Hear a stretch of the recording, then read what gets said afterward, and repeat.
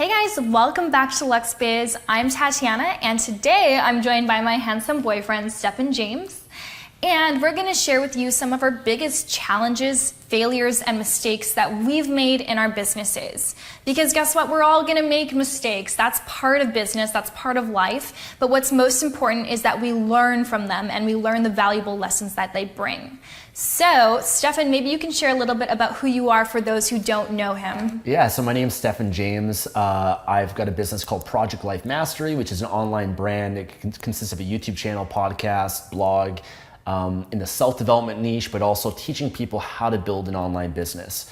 And I've been doing online business and marketing for about 10 years now. And I've tried and done almost everything there is out there. I've done affiliate marketing, information products, selling physical products on Amazon, publishing books on Amazon, coaching, consulting, a lot of different business models. But I'd say for me, I'm thinking back when I first started, like the earlier days, the biggest challenges that I faced. And one of the biggest ones for me at the time is I discovered a method of doing affiliate marketing where, and affiliate marketing, if you're not familiar, is the process of you earning a commission by promoting someone else's product. So at the time, what I learned and what I did was I created these little blogs, okay, these small little blogs centered around a specific product that I was an affiliate for. So an example of this would be a Vitamix blender. I bought the domain name at the time, I think it was buyvitamix.net. And I had one also for a BlendTech blender. I had one for Fitbit, back when Fitbit was kind of like the early days and everything, and a few other products like that. And so I learned to create these little blogs that maybe had 5 pages of content on it. And the blog and the content was optimized for specific search terms that people were searching for in Google. So one of the ways that I learned to get traffic and people to come to my websites is I found out what people are searching for. You could do research for that. And I found out people were searching in Google to type in where to buy Vitamix, how to buy Vitamix. So I'd create this article on my little blog that would say, hey, where to buy Vitamix, and provide details and instructions. And then on that blog post, I'd have an affiliate link from Vitamix so that when people click on that link and they go and buy a Vitamix blender, I would earn a commission from that. And everything was tracked automatically through cookies. It's great. It's a fantastic way of making money. So I learned this method, and I was learning search engine optimization and how to do this. And at the time for me, a big goal that I had, this is when I was maybe 23 years old, was to make $5,000 a month passive income. For me, that was like a huge milestone because I had made some money before then, and I started off first making $1 online, and then $100, then a couple $100, and a couple $1,000. But for me, that $5,000 was a big one because that's $60,000 a year, and that would be more than enough to cover my expenses, my lifestyle, so I'd be financially free. Mm-hmm. So I worked my ass off. The strategy that I was doing was great. It was working. One of the ways that I was be able to rank my websites in the search engine so that'd be like first place or on the first page in Google is you get a lot of backlinks. Backlinks are basically links that you get from other websites linking to your website or blog. And the more backlinks you had at the time, then the more Google would be like, wow, this is must be a popular website. They're gonna rank you a lot higher for it. So I was really into all this SEO stuff, and I had a bunch of these websites, and I finally achieved this goal, $5,000 a month. And for me, that was life-changing. That was like one of the biggest things, even more than making $1 million. Making that $5,000 a month was like powerful for me. And sure enough, I achieved it, and I was living this great life, and I was not really working that much, and I was living the 4-hour work week lifestyle, I guess you could say. And sure enough, what happened was Google had made some changes to their algorithms. They made some updates, which I did not anticipate for. I did not prepare for. I didn't even, oftentimes when you're first building your business, and you're making money, you're having success, you can be a little bit naive to think that everything's just gonna last forever and that you don't have to adapt to different changes and whatnot. And sure enough, what happened was Google made these changes. The traffic that I was getting, the money that I made disappeared almost overnight. And for me, that was tough. That was challenging. I did everything I could to try to recover it, all the research that I could, but a lot of other websites too, they're kind of in a state of shock as well. Nobody really knew the answers or solutions. It's very frustrating oftentimes when you're at the mercy of one website like Google, but you can't you can't get a hold of them. You can't find the answers for that. And I ended up spending more time and money trying to fix and resolve that. And, sure enough, it wasn't able to recover from it. And from that experience, there was actually a lot of good and blessings that came from that. It actually led me down a different path, a different direction of making money online, which was actually publishing books on Amazon, which I ended up having way more success with. That I often think back, if it wasn't for that failure that I had, that challenge, I would have never been open to trying different things and trying to go down this path or be resourceful and trying to figure things out. So I'd say one of the biggest lessons that I got from that is oftentimes the failures, the challenges that you have, if you look back, they can be blessings for you because they might point you in a different direction, or you might try something different that you would normally never try if it wasn't for that. And then the other valuable lesson that I got from that too was that you can't have all your eggs in one basket. You can't be so dependent on one platform or one website for your entire income. One strategy, that's horrible. That's also known as a one-legged stool. If you've got a one-legged stool, it can maybe balance for so long, but eventually if a gust of wind comes along, some adversity, then that's gonna fall over. So what I've since learned is that you have to build a Parthenon. A Parthenon is a structure that has multiple pillars. And so, for example, if you have websites and they're getting traffic and all the traffic is from Google, that's very high risk because if Google makes a change, that can wipe you out. If you've got an Amazon business, but all your traffic is from Amazon, that's very high risk as well. So what you want to do is build multiple pillars. So maybe if you're getting traffic from Google, great, but maybe you could also add in social media, Facebook, and then Instagram, and then YouTube, and then podcasting, and then pay-per-click advertising. So that way, if something happens with something over here or something over there, the structure still remains. It still remains standing. And then also the other lesson I got from that too is that at the time I was building these little thin 5-page blogs, but you have to always think long term. Is this going to last? Is this align in the best interests of what Google, the search engines, with what they want? And the answer was no, because what Google wants when people search for things, they want authoritative websites to show up. They want websites that are adding value to people, that when people click on it and they go to the website, there's valuable content that's there. And so for me, I think I was using a technique that was kind of more gaming the system. And not that the content wasn't valuable or anything, but it wasn't a big website. And what I've learned since then, and what I've done with Project Life Mastery, is I've built a brand. Built one brand, one website, build it up over several years, put high quality content on it, because when you do that, Google's gonna love you. The search engines are gonna love you. They're gonna rank you high, up in the search results and everything, and people are gonna naturally link back to you and share your content on social media, and that kind of takes care of itself. So, oftentimes we try to take shortcuts, but the shortcuts, they don't last, and you can't really shortcut the process. And so instead what I've learned is that do things the right way from the start. Build your website, build an authority website, be consistent with it, keep putting out high quality content. And that's really the 80-20 of it, is if you focus on that, then you're gonna get the traffic, the results, everything's gonna follow from that. Mm-hmm. I love that. So many great points right there. So many golden nuggets. Thanks for sharing. I haven't thought about that experience in a long time, but it was, looking back, is one of the best things that ever happened to me. So I'm actually grateful for those challenges. Yeah. So whatever you might be going through right now in your business or getting started, understand, in the moment it might seem painful and hard, but when you look back, you get perspective over several years. You're like, wow, you know what? I'm grateful for that because of what I've learned, who I became, and the different course of actions that you took. You can always choose to ask yourself, what can I learn from this experience? Yeah. When you engrave that into your mind and that becomes habit for you to ask, what can I learn from this? You'll always see that it may be a blessing in some way. And it might take you a month, it might take you a year, it might take you 10 years to learn the lessons, but there's always valuable lessons in every challenge of life. So, I have two that I want to share, and I'm not sure which one I would like to start with. Okay, well, let me start with first picking a supplier. So I find that a lot of people, this is a big part of sourcing products, and this channel is about sourcing products on Amazon and Amazon FBA. So for me, I wanted to start a lingerie line because it kind of went with the flow of my current brand, and it's something that I always wanted to do. So about a year ago, I embarked on this project, and I contacted several suppliers and got all these samples, and then one of the suppliers, the quality of the samples was far superior than all the other suppliers. And I was like, wow, this is amazing. But the problem was the way that the supplier was in contact with me was not great right off the bat. They just were slow to contact me back. There was a lack of rapport. I would say a little bit of a lack of respect for my time. And immediately it was kind of a red flag for me. But because I found the quality of these products to be just so great, I ignored it.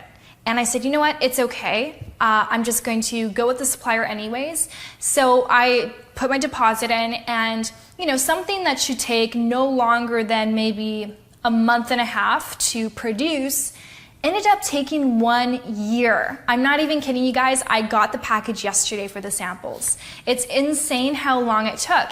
So the problem was that just the lack of communication with the supplier. They were just very slow with everything. And I also got very busy at that time, and I kind of put this project on the side. I said it's okay because I'm busy with other things. But my lesson from this is that when you have that gut feeling right off the bat, instinctually you kind of know, like, this supplier, there's so many red flags here and there, don't just ignore it. Go with your gut. You know what's right. And because if you just ignore some things like that, later down the line it's going to cost you more. It happened a second time with a second supplier for the same lingerie company. I hired a company in China for all of the packaging and branding, and this supplier, they were responsive, but it was just such a weird type of communication that we had, almost like children bickering. And they had made a mistake at one point for this gift wrap paper that I created, this tissue paper. So when people took out the lingerie, there was this nice gift wrap paper that had my branding. It had words like confidence, sexy, luxe doll, all these empowering words. It was really important for me for people to see that, to feel that. But when they printed it with just my brand name. And I said, that's not the artwork that I provided you. Please reprint everything. And they would not reprint it. And they basically for 2 weeks went back and forth with me. Please, Tatiana, if you don't accept the artwork that we created, then my boss is going to fire this person. Basically making me feel bad for their mistakes. Yeah. And I just thought it was so ridiculous, and they didn't want to reimburse me for it, and it was just really, really a waste of my time. It was frustrating. So again, there was red flags with that supplier from the beginning, and I ignored them. So it's just like when you're getting into a relationship or getting married, if there's red flags, you need to listen to your gut and not just push them aside, because what will happen 5-10 years into the relationship, into the marriage? So same thing with your suppliers. Know from the beginning and be smart about it, because this is a business decision. And for me, I could have spent more time researching other suppliers who may have had the same quality or superior quality, same thing with the packaging, but I just didn't put that much attention into it. So that was my lesson with that.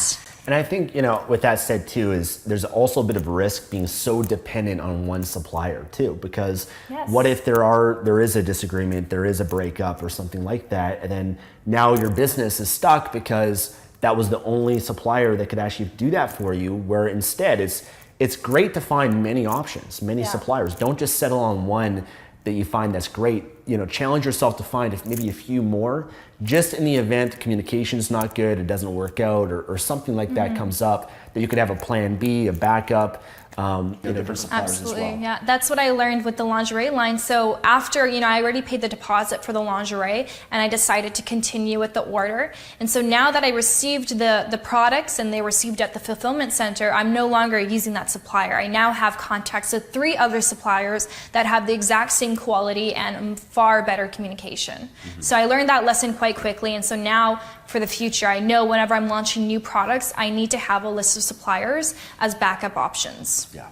So my second one that I just want to touch on real quick it comes down to quality. And for me, in the beginning of my business, I was always trying to find ways to save money because I didn't have money.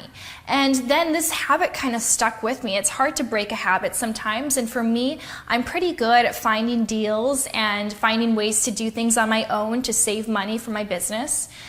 So when it came down to website development, I was almost like cheaping out on it. I was getting these freelancers all over the world that would just kind of edit things here, edit things there, and not really sticking with one website developer that was just able to stick with me long term to build my website and do it properly so that not just aesthetically it looks good, but functionality, like it really works. So what happened was I found a website developer who made my website look good, but completely messed up the back end of the website. And what ended up happening was every month this year, until about a month ago, there was problems with my website.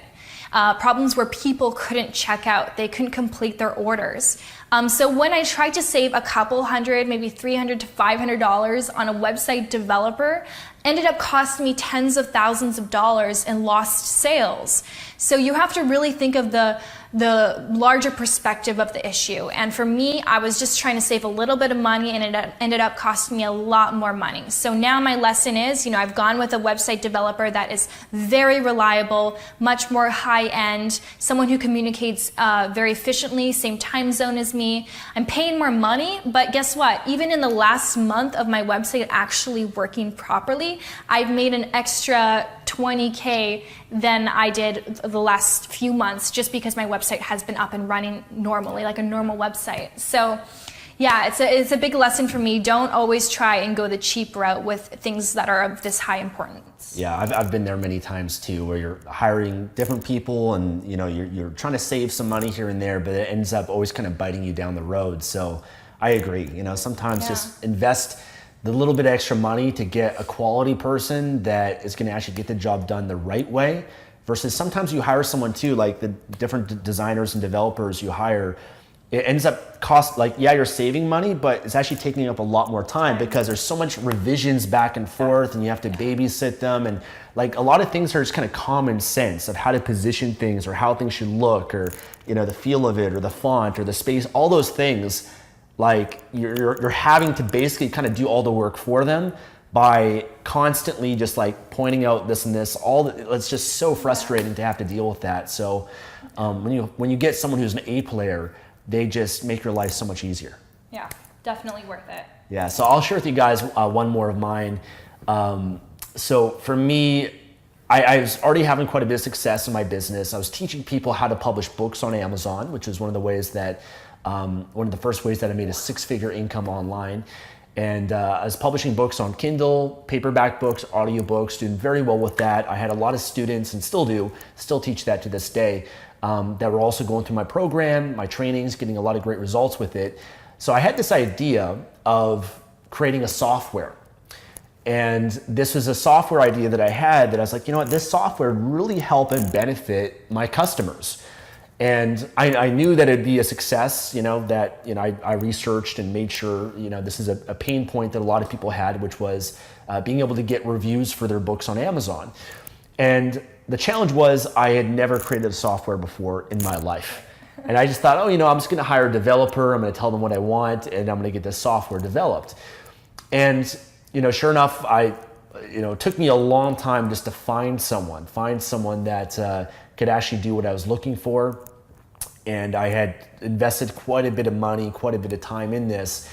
And in the end, after months of putting time, money, energy, effort into this project, turns out that it just wasn't going to work. No. And what happened was, Amazon had made some changes based on how you get reviews and different guidelines that they had. And so it kind of made my software obsolete.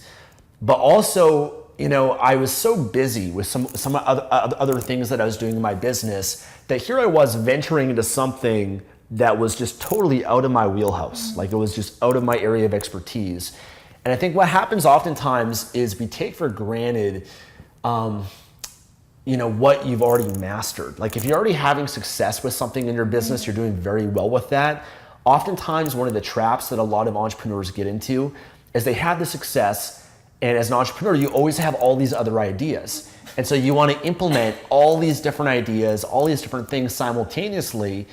And here, you think you're going to be successful with anything that you put your mind to, and that's true to an extent. But what happened was, by me kind of shifting gears, putting my attention and focus into something that was really kind of brand new for me, and learning that from scratch, when I've already have a level of skills and mastery and success over here, it didn't really make much sense.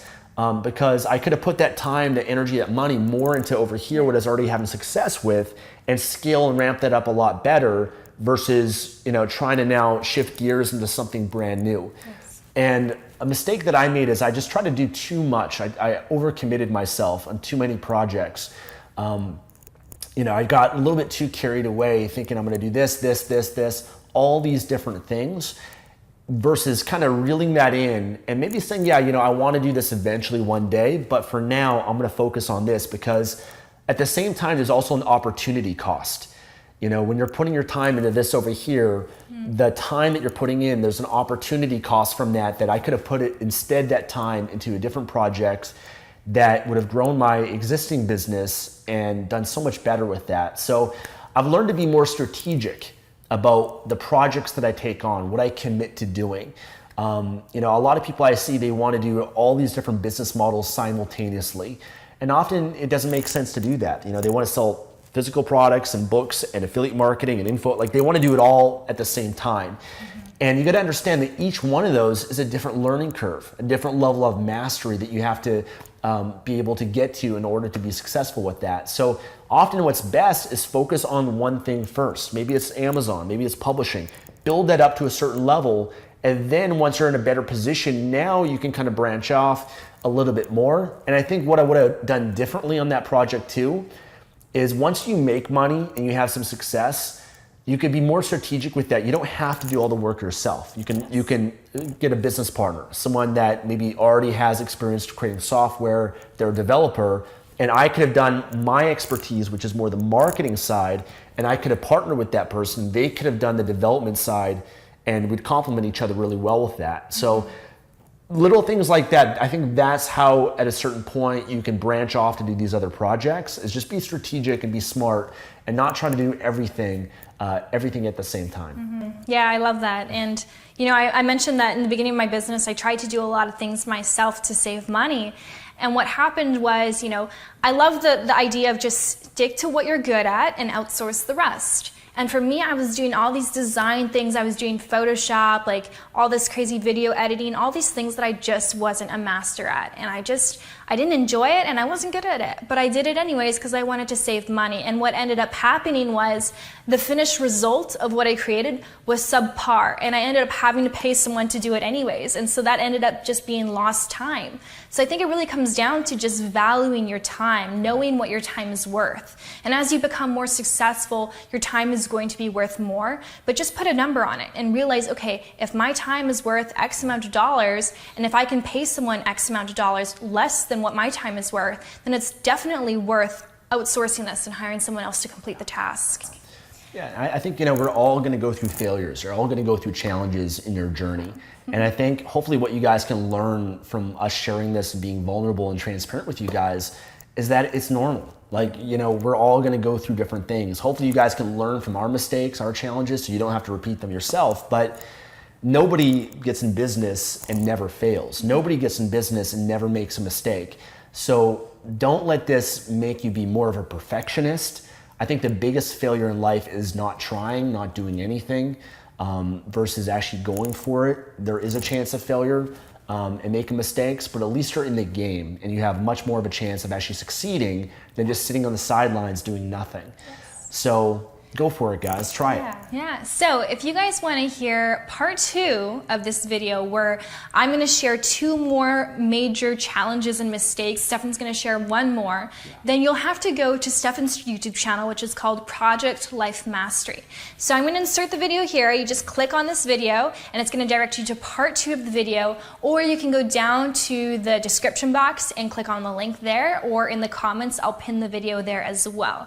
So be sure to check out part 2, because a lot of valuable challenges and lessons that you'll learn from. So thanks for watching, guys, and we'll see you in the next video. Bye.